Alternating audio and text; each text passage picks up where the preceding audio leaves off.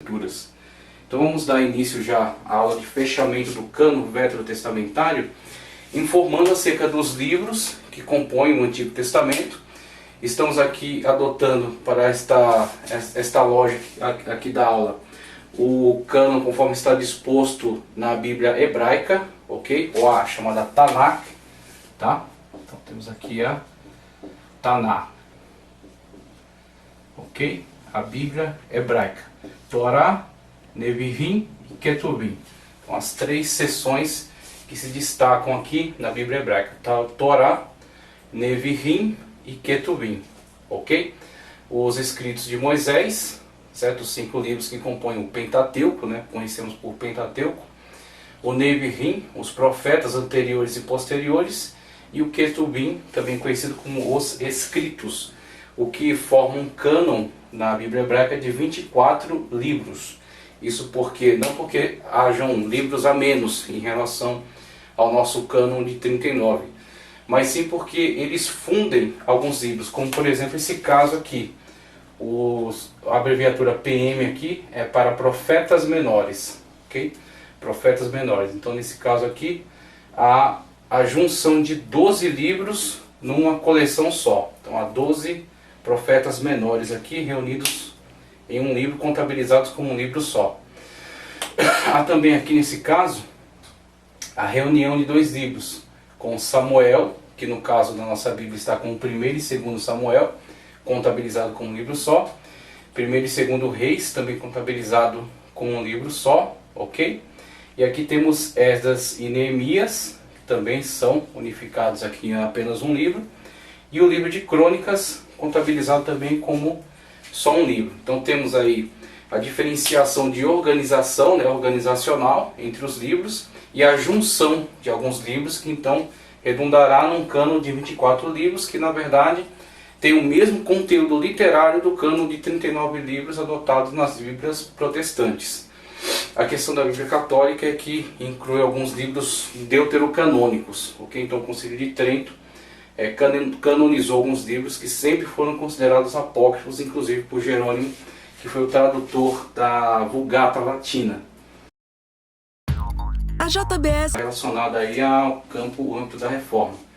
Então, olhando para esse cânon, eu vou trazer primeiro um esclarecimento básico em relação àquilo que colocamos aqui no quadro, e depois eu quero trazer a contribuição de muitos autores importantes que nos fazem entender melhor qual foi o processo histórico por meio do qual foi surgindo a canonização e a construção desse grande conjunto de livros, que será a base, então, para a pregação, para o ensino, tá certo?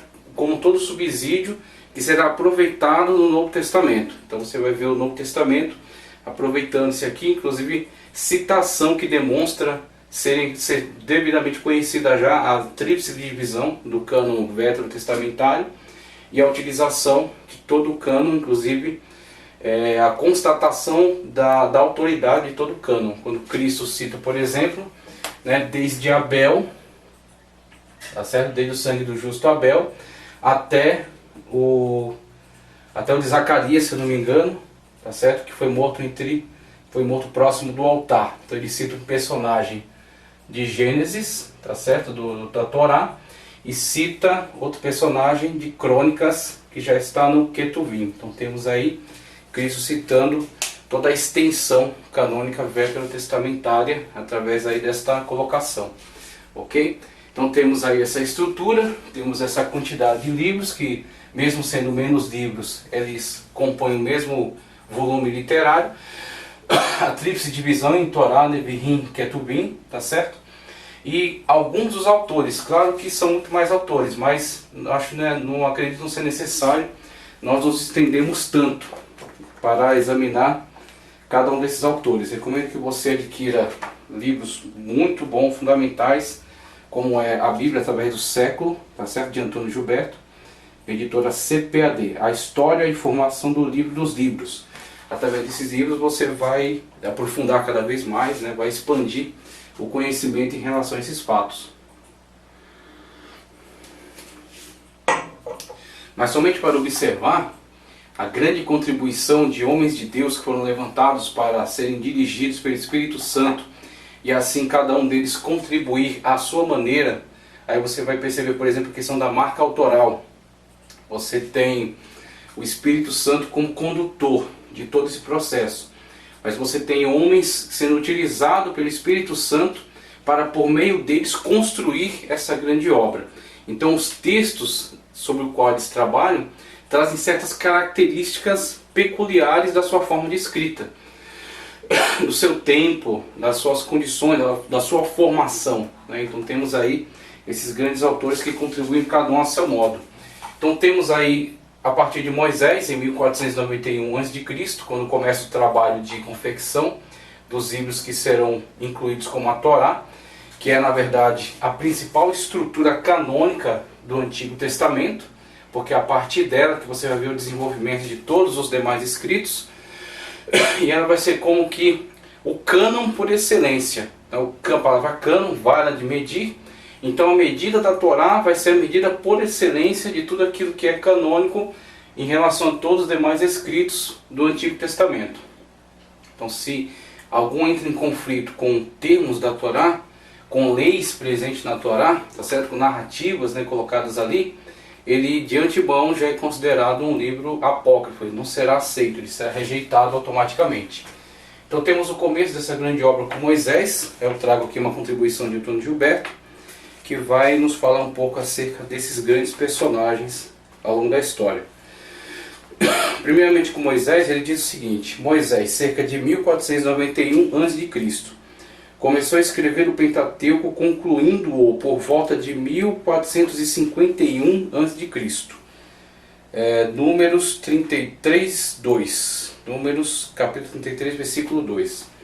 Mais textos relacionados com Moisés e sua escrita do Pentateuco. Êxodo 17, 14, 24, 4 a 7, 34, 27. As partes do Pentateuco anteriores a Moisés, como o relato da criação, todo o livro de Gênesis e parte de Êxodo, ele escreveu ou lançando mão de fontes existentes, ver 2.4 e também 5.1, ou por revelação divina. E aí tem a interação dessas duas possibilidades, né? Tanto a questão do aproveitamento de fontes já presentes, inclusive a crítica textual, ela desacreditava essa de que em época tão antiga na história houvesse tido início um trabalho tão extraordinário. Só que quando a arqueologia foi desenterrando textos anteriores a Moisés e que também traziam um nível excelente, um nível complexo de construção, as cartas de Tel Amarna, a lei de Ur-Namur, lei de Hammurabi, a biblioteca de Ebla, tá certo? Então, biblioteca de Mari. Então, como eles conseguiram trazer à luz esse material e traduzir o cuneiforme, traduzir o hierógrafo, né, a pedra de Roseta com Champollion, eles viram que o mundo antigo, na verdade, não era tão arcaico quanto eles entendiam.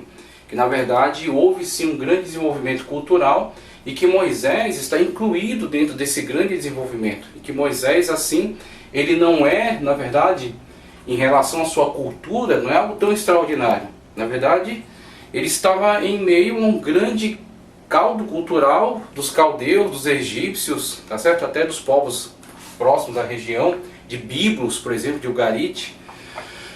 Então não era tão estranho Moisés ter toda essa habilidade, ter toda essa competência. O diferencial é onde você vê a questão de Moisés ter algumas fontes sobre as quais consultar. Onde vai estar a inspiração? A inspiração está na seleção. Então Moisés, direcionado pelo Espírito Santo, ele faz uma grande seleção daquilo que o Espírito Santo de Deus aprova como verídico e que vai entrar agora para o cânon. Então você tem narrativa de dilúvio, né, de Utnapishtim, né, na grande epopeia de Gilgamés. Você tem outras narrativas de criação que são tanto semelhantes, mas dentre essas narrativas você tem muita contaminação com mitologia. Você tem muitas modificações que foram feitas ao longo da história. Então você tem, por exemplo, desde os fatos ocorridos e ao longo da continuidade da história, muitos desses eventos foram sendo comunicados oralmente, pela tradição. Então, tradição oral vai comunicando os fatos de geração em geração. Só que ao longo dessa comunicação há a interferência de muitas mitologias, de muitas distorções, de muitas modificações.